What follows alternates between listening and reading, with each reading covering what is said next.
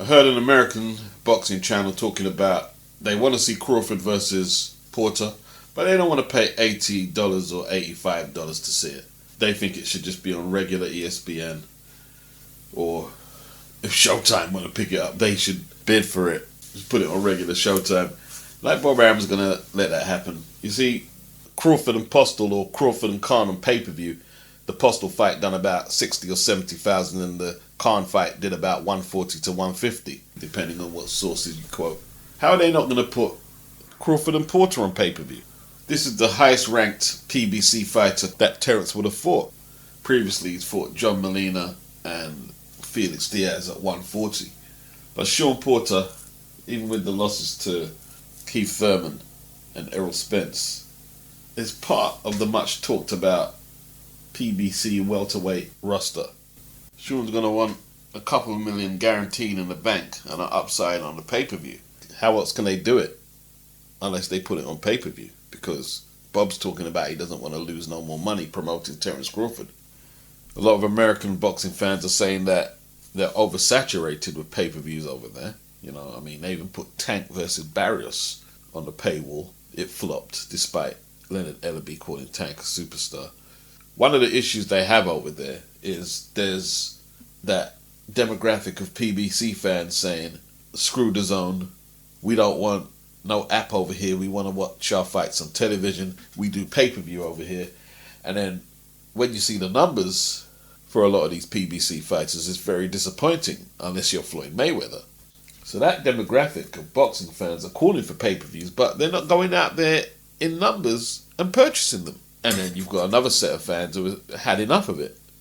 They've got their DAZN subscriptions, which for $120 gets them boxing from around America, Mexico, United Kingdom, Europe, all different locations, world title fights, and much more. And they just don't want to pay out unless it's a bona fide super fight. Though a lot of people are saying they will support Terence Crawford and pay the $80 to see him fight Sean Porter. Is Sean Porter worth $80 though? The zone is not perfect by any means, but you get a good standard of quality, world-class boxing, world title fights at a set price. You know, like, a lot of people are not prepared to pay $800 to $900 a year in pay-per-view revenue. That's what feedback I'm getting from America. They don't want to pay that. If you're going to pay $80 for Tank versus Barrios, that's nearly 3/4 of a year worth of the DAZN subscription.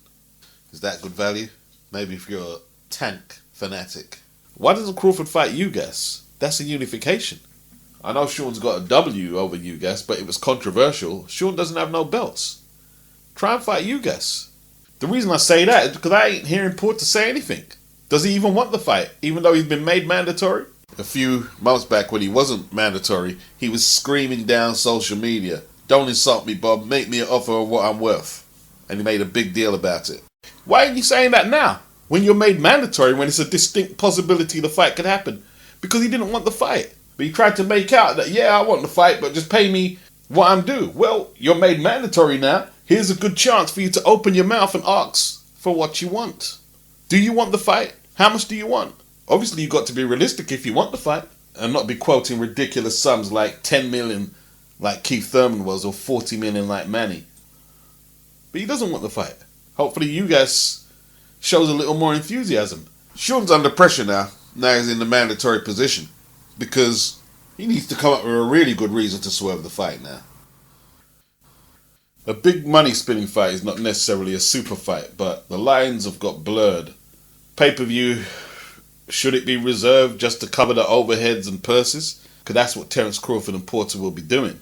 They'll be trying to get maybe $250 to cover a lot of the expenses. So people like Bob Arum are not complaining that the money he's losing on Terence Crawford he could use to buy some expensive mansion in the suburbs. I don't want to hear that, Bob. When Holyfield fought Tyson, you know, a lot of people were concerned about Holyfield's health. He had been knocked out by Bo and perhaps had seen better days. But Holyfield was a household name, an American boxing icon, and people wanted to see that fight. And the only way to do a Holyfield-Tyson fight is pay-per-view. And they were compensated well, and it sold a lot. That's a super fight. Now, I'm not going to say that's the only time that you should go pay-per-view is if there's a super fight. That'd be ridiculous. But you've got to be able to justify going pay-per-view. You've got to be able to justify it. And I don't know if Crawford Porter justifies pay-per-view. I don't know. We can only tell when we see the box office numbers, if we see the box office numbers. I have a feeling it's not going to do no great numbers. If it pushes the 300 barometer, in some people's eyes, that would be a success. And in this current climate with illegal streams, that is a healthy set of numbers. Not much of a surprise here, but the Caleb Plant Canelo undisputed fight, which was supposed to be on Fox, a PBC pay-per-view. Talks are broken off. They're saying talks could be revisited, but time is running out if Canelo plans to fight on Mexican Independence Day, as he traditionally does. Canelo was set to make upwards of $40 million. "I'm coming, my friend," is what Canelo said in the ring after he fractured Billy Joe Saunders' orbital bone, a coldly delivered warning to Plant. It looks like Canelo could return to the zone. They're talking about a possible fight with the likes of Bivol at 175. The Al Heyman deal with Fox expires in December. It was a 3-year deal from 2018. If Fox can't get Canelo on the network, I'm not going to try and predict how it's going to play out in terms of an extended deal for Al and the PBC. They're saying Spence and Garcia did $360,000 last year. That ain't bad. Pacquiao and Thurman, that was before the pandemic, did $500,000. I'm a little skeptical what Fury and Wilder will produce in October, or if the fight actually happens. Did Canelo walk away from the fight because he couldn't get it on Independence Day? That must mean a lot to him if that's the case. I wonder what Caleb Plant thinks. That's a massive payday that's just disappeared and may never resurface again. Will Caleb go back to fighting bums is the question, or will the PBC have to ramp it up a little and pitch him in with Benavidez and get some value out of him if they're going to keep this Fox deal? Either way, I don't think Plant can have much complaint. You know, when you look at Billy Joe Saunders and Callum Smith, the fact that they both had opportunities at one stage, and Joe Gallagher, in Callum Smith's case, started running his mouth and trying to tell the world what a valuable asset that Callum Smith was to boxing when the world doesn't know who he was. And they threw away the shot. Billy Joe Saunders threw away a shot. And it's only down to Canelo, whether people like it or not. He's the cash cow of boxing.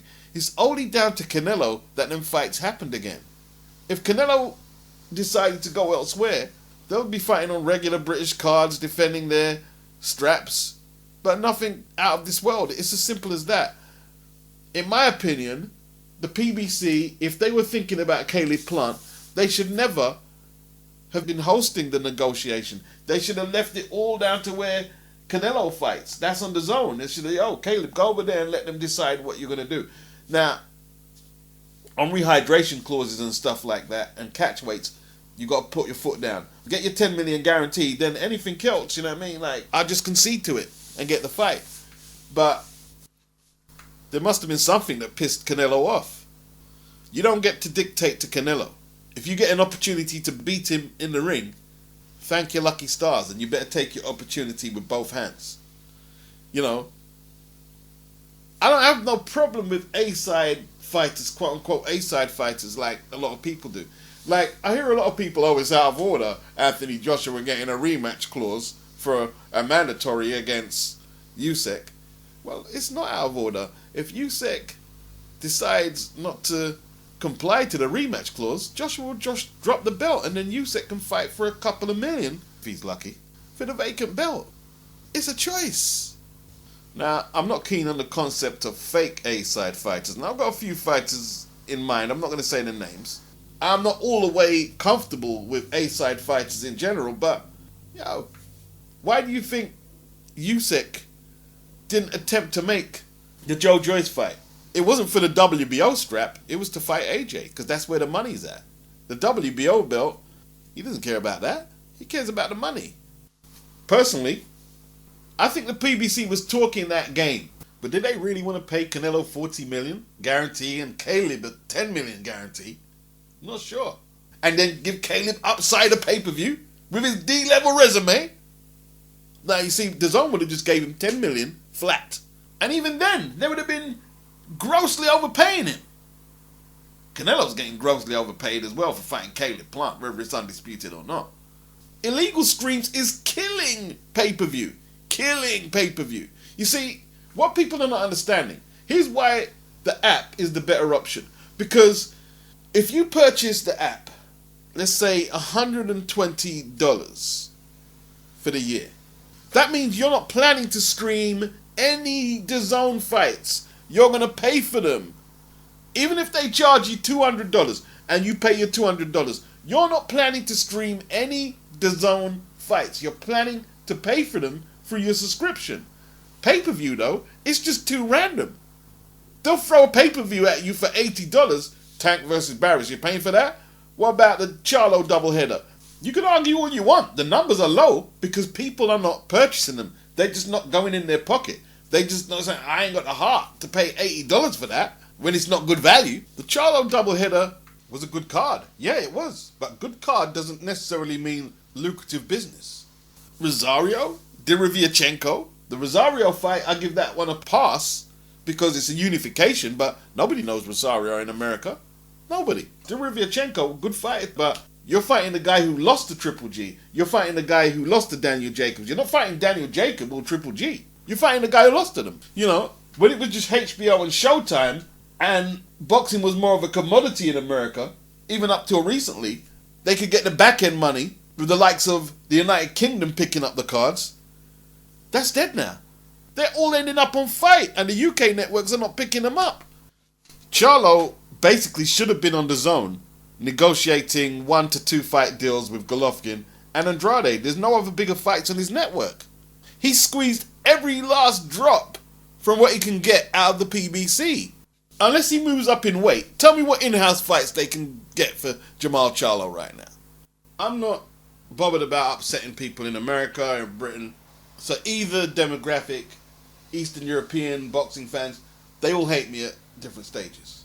Here's the reality on American boxing. It's not going to die, but for it to be sustainable and have a resemblance to anything like its past, it has to adapt. Things change. If American boxing cannot adapt to a global market in boxing, it's finished. It's finished. And when I say finished, I don't mean literally dead. It's just a metaphor. It's going nowhere. Yeah? If you think it's sustainable for Al Heyman just to keep predominantly African Americans in a little corner in America and not engage with the rest of Europe, Asia, Australia, Africa, or anywhere you want to go with it, then you're a little immature, a little insular, and not really ready for a grown discussion on boxing. The reason Don King, one of the reasons I believe Don King is a greater promoter than Bob Arum, is Don King actually had success in the British market, working alongside Frank Warren, and understood the British market, not as thoroughly as someone who lives here, but Don King was a skilled promoter who adapted his model. Al Heyman put one card on in Britain, and that was it. That was it. And the PBC fans were talking about a UK takeover. Really? Was that it? DAZN accommodate way more markets than any American boxing promoter or advisor. They're going into Mexico now. The two Eddies, Eddie Reynoso and Eddie Hearn. They're in Italy, the UK, America. Who do I feel most let down by anyone in America? And that's because I had a high opinion of them. Lou DiBella. Lou DiBella should be killing it right now in America. He's from Italian extraction. How comes he hasn't been tapping out their markets in Italy? How comes Lou isn't doing international business? How did Lou end up just being the guy to circumvent the Muhammad Ali Act for the PBC? How did he end up that guy and then get served up in the Wilder DAZN deal and then cast aside? How did that happen to him? American boxing needs to break bread with other territories right now. It can't compete with the traditional sports, from what people are telling me, American football, basketball, can't compete with it. Do they have a boxer who is as popular or a household name like LeBron? Is there anyone out there?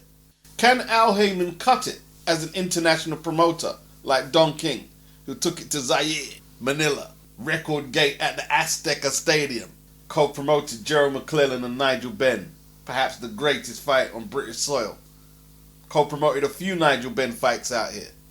I know it seems like I'm dumping it all on Al Heyman's doorstep, but can he cut it? Do you have any confidence that he can make Porter Crawford? If he can't make Canelo, Plant? He's the reason why we didn't get Wilder versus AJ. It seems like he was protecting the Showtime network and their interests more than looking out for the best interests of Deontay Wilder. That's if Wilder wanted to fight.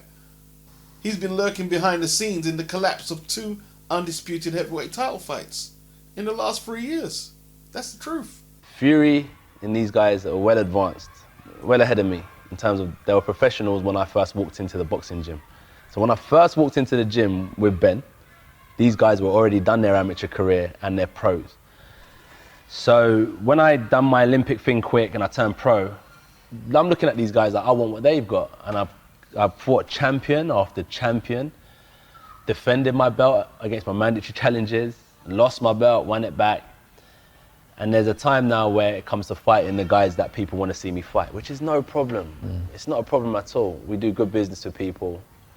And it's just clear to see now with this last situation we face is like the 258 management, Matchroom, done a great job of putting on a potential show that was ready, signed to go ahead during the pandemic, which was a nice offer, lucrative offer, where X amount of fans would have been able to go, ready to sign, ready to fight, no qualms on my ends, I'm ready.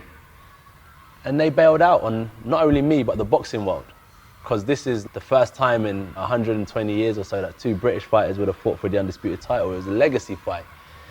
And that's the only reason why it didn't happen, because they either wasn't organised on their side, Fury wasn't ready for the fight, I don't know what it is, but my truth, all I can say is that if you look at the history, the email trails, the conversations, we had the deal in place, we were the ones who found the venue, we were the ones who took the offer to them, and they were the ones who couldn't fulfill their end by just putting a signature on the contract. So you don't believe in this legal thing that happened in America? You think that's just a smokescreen? No, that's real, but that can't be an excuse as to why. So you think he should have just ignored that and just gone on and took the fight I think he should have made it clear from the get-go.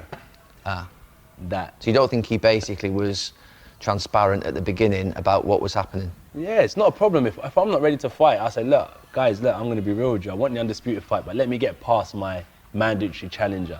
Let me get past my rematch clause, and then I'm going to win, I'm going to do this for us, and I'm going to fight this undisputed fight. That's just honest. Whether Bob Arum or Tyson Fury are dishonest, it's not really the point, is it?